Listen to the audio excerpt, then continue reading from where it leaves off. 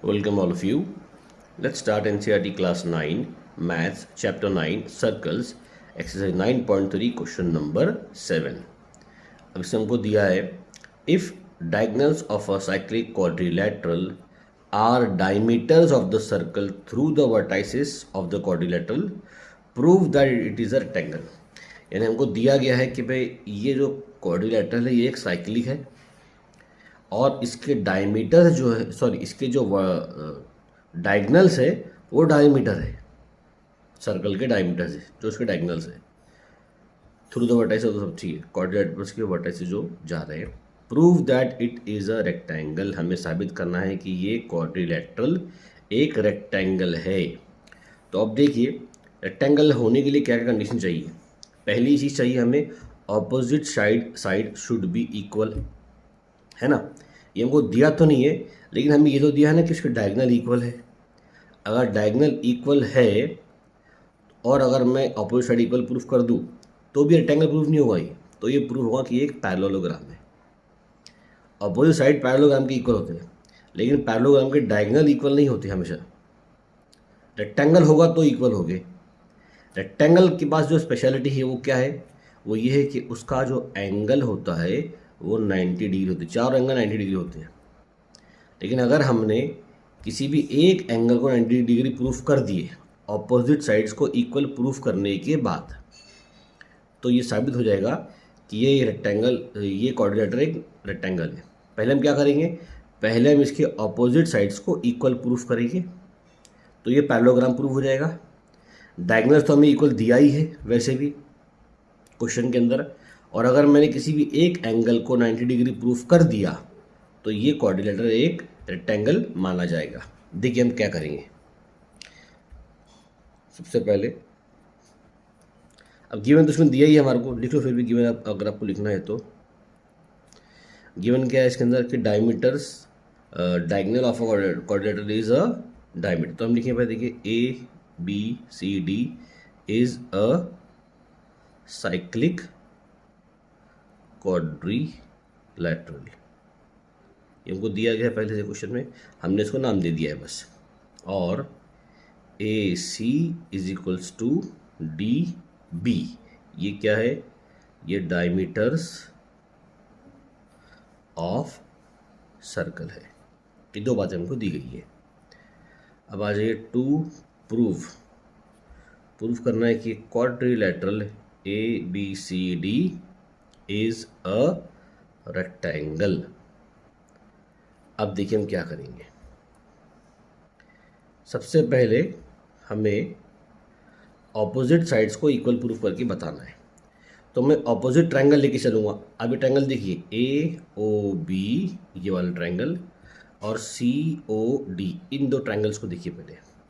तो हम लेंगे in triangle AOB and triangle COD। इस ट्रायंगल में देखिए OA OC दोनों इक्वल होंगे, क्यों, ये दोनों एक ही सर्कल के रेडियस है।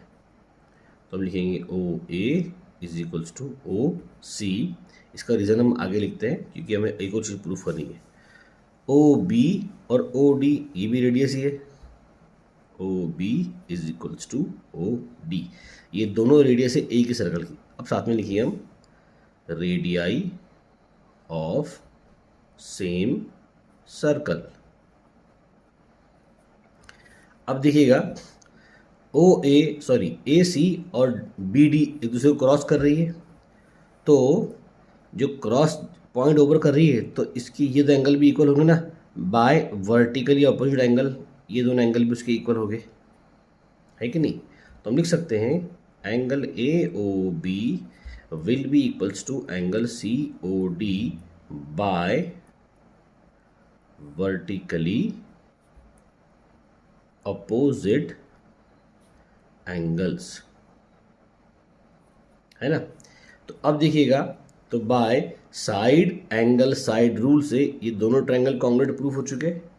हम लिख सकते हैं therefore triangle AOB will be congruent to triangle COD by side angle side rule. अब ये प्रूफ हो गए तो फिर बाय CP/CT से AB और CD भी क्या हो जाएंगे, इक्वल हो जाएंगे। Therefore AB is equals to CD by corresponding parts of congruent triangle by CP/CT rule। हमने ऑपोजिट साइड को इक्वल प्रूफ कर दिया। सिमिलरली आप इसको प्रूफ कर दीजिए। अब ये सारी बातें लिखने की जरूरत नहीं है, सिंपल लिखिए अगर आप, similarly in triangle BOC and triangle AOD we can prove BC is equals to AD, BC is equals to AD, है ना। अब ये तो हो गया हमारा प्रूफ। इसको लिखते हैं यहाँ पर हम बाय CP/CT। जो काम हमने यहाँ किया है वही सारा काम यहाँ पर भी होने वाला था, इसलिए हमने इसको लिखा नहीं। अगर आपको बिल्कुल एग्जैक्टली वही काम करना है तो पूरा लिखने की जरूरत नहीं, आप सिमिलर लिख करके आप डायरेक्ट फाइनल रिजल्ट पर आप आ सकते हो। अभी हमने ऑपोजिट साइड तो प्रूफ कर दी, मतलब पैरेललोग्राम तो हो चुका है। अब मुझे प्रूफ करना है कि इसका जो एंगल है 90 डिग्री, अगर एक एंगल 90 डिग्री हो गया तो बाकी सारे 90 डिग्री माने जाएंगे। क्यों माने जाएंगे कि opposite sides of a coordinator क्या होता है, 180 होता है ऑपोजिट साइड। ये सर्कल के मुताबिक साइक्लिक कोऑर्डिनेटर, तो ये अगर 90 होगा तो ये भी 90 हो जाएगा। अब बचे कुछ क्या है वो भी 90 हो जाएंगे फिर ऑटोमेटिकली। अब देखिए हम क्या कर सकते हैं। हमने एक थ्योरम पढ़ा था, angle in the same segment are congruent. एक ये पढ़ा था हमने कि एक सर्कल है, अगर एक सेगमेंट है, हम कॉर्ड निकालेंगे, सेगमेंट बन गया, तो इस सेगमेंट के अंदर जो ट्रायंगल बनेगा वो कॉन्ग्रुएंट होगा। लेकिन इसके बाद हमने एक और पढ़ा था कि अगर एक सेमी सर्कल है तो वो ट्रायंगल भी कॉन्ग्रुएंट होंगे और उस कॉन्ग्रुएंट के साथ वो राइट एंगल होंगे। मतलब क्या होगा हमें ये भी पता है अगर सेमी सर्कल रहा तो। अब ज़रा ध्यान दीजिए, अगर मैं AC हमारा डायमीटर है जो कि हमको दिया गया है क्वेश्चन में, AC डायमीटर है, तो ये इसको दो हिस्सों में डिवाइड कर देगा। और एंगल ADC ये सेमी सर्कल में बनने वाला एक एंगल है, ये वाला सेमी सर्कल में। देखिए AC डायमीटर, तो ये आधा सर्कल और ये आधा सर्कल, तो ये जो एंगल बन रहा है ये कौन सा है, ये एंगल जो बनेगा ये 90 डिग्री ही राइट एंगल ही होगा। हमारे पास थ्योरम भी है, angle in the semicircle is a right angle. तो हम डायरेक्ट लिख सकते हैं कि एंगल ADC इज 90 डिग्री। कैसे, angles in the semicircle are right angle,